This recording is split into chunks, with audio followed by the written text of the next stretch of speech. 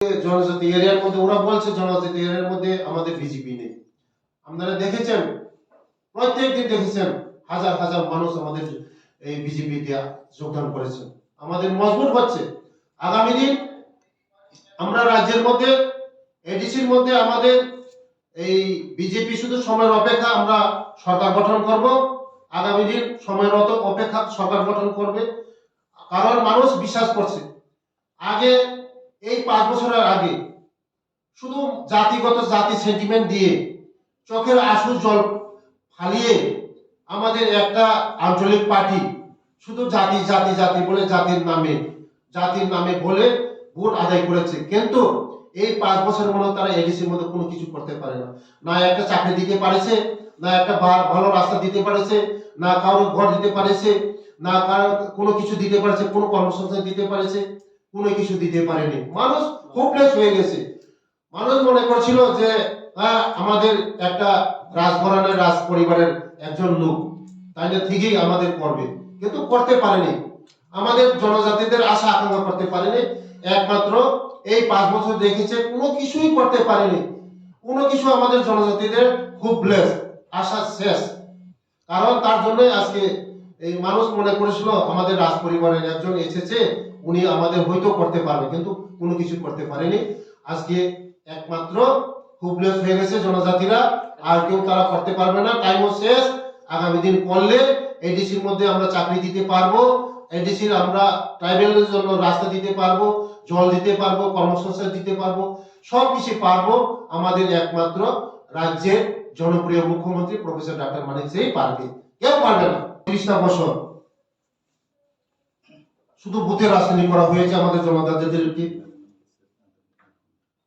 শিক্ষা দীক্ষা বলুন, আমাদের অর্থনৈতিক বলুন, গত দিনের যে সরকার 35টা বছর যে সরকার, মানিক সরকার যে সরকার, জিতেন বাবু তারার যে সরকার আমাদের শোষণ করেছে, আমাদেরকে ঠকিয়েছে, ভোটের রাজনীতি করেছে। ওরা জানে যে জনজাতিরা যদি শিক্ষিত হয় ঠকাতে পারবে না, তার জন্য ওরা আমাদের জনজাতিরা শিক্ষিত করতে দেয়নি। স্কুল বলুন, কলেজ বলুন, হোস্টেল বলুন, একলব্য বলুন, কোনো কিছু করতে দেয়নি আমাদের গ্রাম অঞ্চলে। তার জন্য এই 35 বছর আমরা জনজাতিরা অনেক পিছিয়ে গিয়েছি, অর্থনৈতিক পিছিয়ে গিয়েছি এবং শিক্ষা দিকে পিছিয়ে গিয়েছি।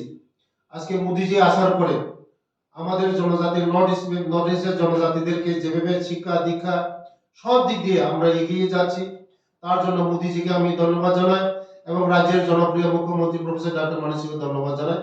কারণ উনি আমাদের রাজ্যের জনপ্রিয় মুখ্যমন্ত্রী যেভাবে চরকির মতন ঘুরছে, সব জায়গার মতন ঘুরছে আমাদের জনজাতি এরিয়ার মধ্যে।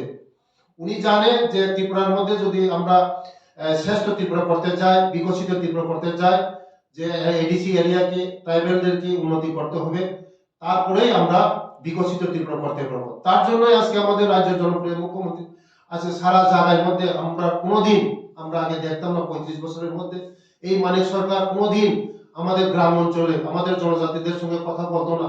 আজকে আমাদের মুখ্যমন্ত্রী সব জায়গায় যায়, সব কোনায় কোনায় মধ্যে যায় আমাদের জনপ্রিয় মুখ্যমন্ত্রী যে মানিক সাহাজি।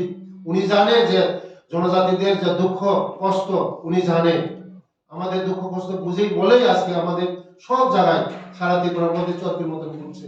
আগামী দিন এই যে মানিক সাহাজি আমাদের জনজাতিদের পাস করার ফলেই আজকে মানুষ দেখছে, আমরা স্বপ্ন দেখছি, যে স্বপ্নও বাস্তবায়ন হচ্ছে, যে একমাত্র পারে মোদিজি পারে, একমাত্র যে পারে আমাদের রাজ্যের জনপ্রিয় মুখ্যমন্ত্রী নেতৃত্বে আমাদের ট্রাইবেলদের একটা মুক্তি দিতে পারে, আমরা অন্ধকার জগৎ থেকে আমরা আলো জগতে বুঝতে পারি।